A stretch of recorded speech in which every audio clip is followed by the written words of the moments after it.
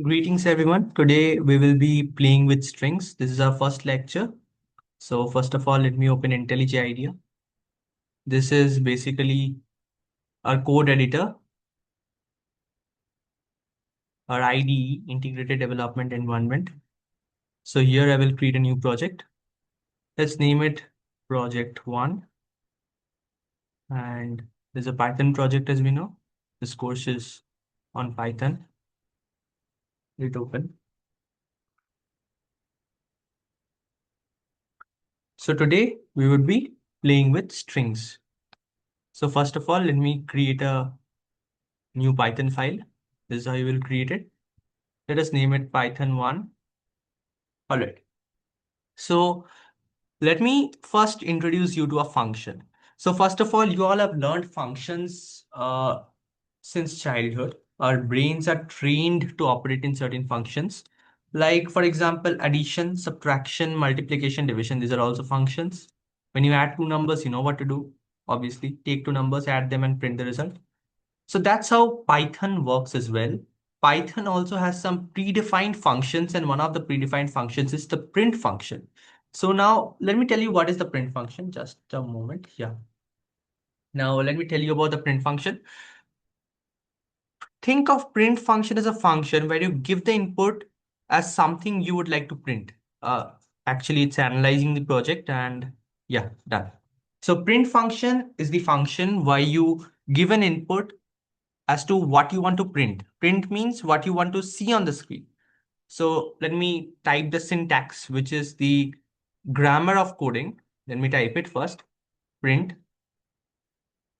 So this is the print function. Now this print function takes some values which it prints. So you can either give single quote or double quote. It's your choice. It's up to you. If there is single quote in the between, you can use double quotes. If there is double quotes in the between, you can use single quotes at the starting and the end. We will discuss about it later. So let's say I first use the single quote. So now let me tell you, it's a ritual to write hello world as your first program. So I'm doing it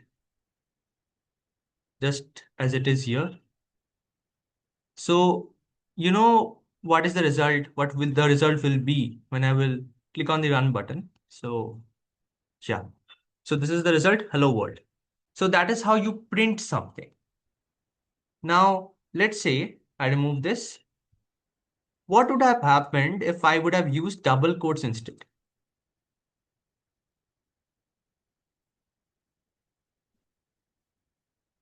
As expected, it's the same thing. So now we have learned how to print a basic string. Now, what do you think this will print? 7 into 6. So we all know that 7 into 6 is 42. So do you expect it to print 42 or 7 into 6? That's important because 7 into 6, if you see, if I have enclosed it around a double quote, so it's a string. 7 into 6 is a string itself. So it will print 7 into 6 rather than 7 into 6, which is 42. So let me show you the result. So you believe it. Yeah, it's printing 7 into 6 in just like as it is, like as I have written here, typed here, I'm sorry. Now, if without double quotes I enter 7 into 6, now it will print 42. Just wait. Yeah, you see the last result, 42. So that's how it works. Now, let's move on to the other concepts. Now, let's move on to the concept of variable. Now, let's say I create a variable hello. So, like in Java, we have to mention this variable is string or Python automatically detects if the variable is string or not. So let's say that I create a variable hello and the hello variable contains a string. Let's say hello everyone or rather hello everyone. And then I print hello. So it's the same thing. Writing, printing directly hello everyone. Now you will tell me what is the benefit of this? When we need to use one variable repetitive number of times, then we use this as a single variable and we use that small name over and over again. Like here I have mentioned hello everyone. in the variable hello. If I had to print hello everyone over and again, I would have mentioned a variable and I would have used this variable multiple times. So that is how you declare a variable. Now, let's say product equals 7 into 6. Print product. Now, what will it print? Obviously, 42. Let it. Yeah, 42.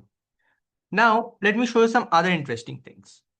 And this is perhaps the second last thing we are going to learn today. So, how to take input from the user. This is very important. Let's say a variable name. Now, I want to take the input from the user. So, input. Now, you need to give the user a message that what is your name or please enter your name. So, let's say what is your name. So, this is the message that will show. All right. Done. Now, I need to pass this message. Just a second. So this will automatically come that what is your name. We will enter our name and then let's say my name is Anubrata Sarkar. As my name is Anubrata Sarkar, so this name variable I will enter Anubrata Sarkar and it will contain Anubrata Sarkar. So now what will it print? It will print, let's say my name is Anubrata Sarkar or my name is that variable. My name is now careful. We need to give a space here because it will directly add that to this and it will not leave a space. So this is the space I gave from before. My name is plus name. I'm sorry. Yeah. So it's asking me for my name. Oh, I'm sorry for the typo.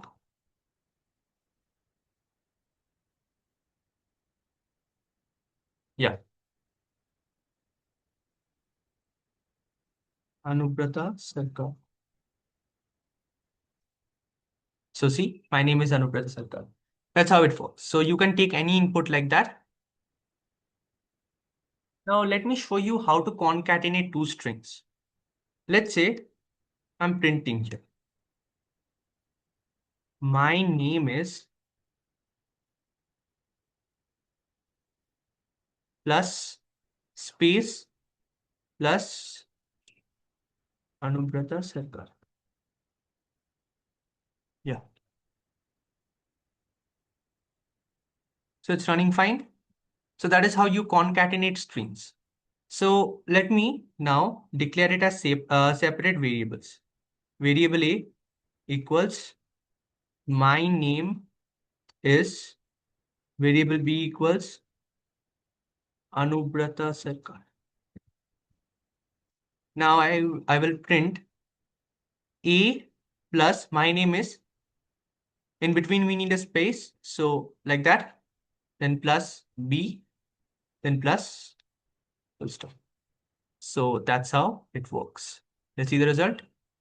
It works fine. So that is how Python strings in Python work. So I will show you substrings and all later. So that's all for today. Thank you for watching this video. Please subscribe to our channel.